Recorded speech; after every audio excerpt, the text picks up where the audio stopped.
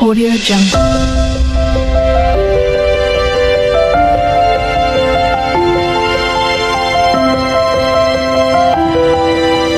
Audio Jungle.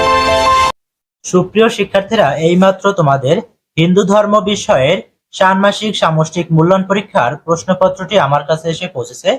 দেখো তোমাদের প্রশ্নপত্রে কি কি কাজ দিয়েছে। গীতার আলোকে জন্মদিন পালন।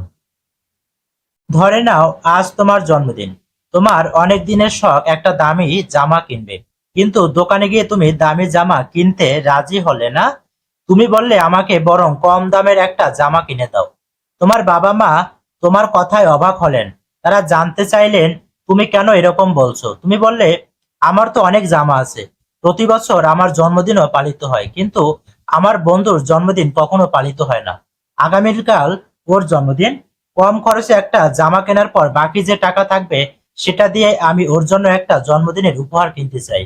আমার অন্য বন্ধুরাও ওর জন্য উপহার আনবে। আমরাও স্কুলেই ওর জন্মদিন উদযাপন করে আনন্দ করব।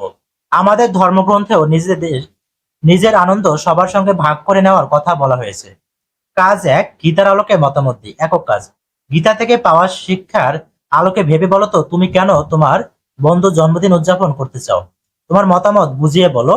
কাজ ২, ধর্মগ্রন্থের নির্দেশনা মেনে চলি। দলগত কাজ, গীতার নির্দেশনা অনুসরণ করে তুমি নিজের বন্ধু বা চেনা জানা কারোর জন্মদিনে কি ধরনের উদ্যোগ নিতে চাও এবং কেন এই উদ্যোগ নিতে চাও তা দলীয় আলোচনার মাধ্যমে তুলে ধরো।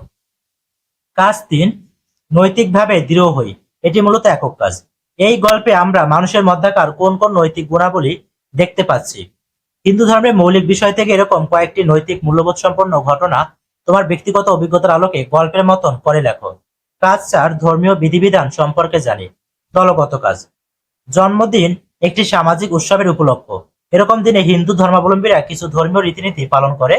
হিন্দু ধর্মে এরকম অনেক সামাজিক এবং ধর্মীয় অনুষ্ঠান আছে, উৎসব অনুষ্ঠান আছে। এ বিষয়ে তোমরা জোড়ায় অথবা দলে আলোচনা করে তারপর এককভাবে এরকম উৎসব অনুষ্ঠানের রীতিনীতির একটি ছক তৈরি করো। নমুনা ছক, উৎসব অনুষ্ঠানের নাম, উৎসব অনুষ্ঠানের রীতিনীতি। কাজ ৫, লিফলেট তৈরি করি। দলগত এবং একক কাজ, আমরা সাধারণত পায়েস খেয়ে কেক কেটে নিমন্ত্রিতদের আপ্যায়নের মাধ্যমে জন্মদিন উদযাপন করি। তবে তোমরা তোমাদের বন্ধুর জন্মদিনটি জনকল্যাণমূলক কাজের মাধ্যমেও স্মরণীয় করে রাখতে পারো। তোমাদের বন্ধুর জন্মদিন উপলক্ষে কি কি জনকল্যাণমূলক কাজের উদ্যোগ নেওয়া যায় সে সম্পর্কে বন্ধুদের সঙ্গে মতবিনিময় করো।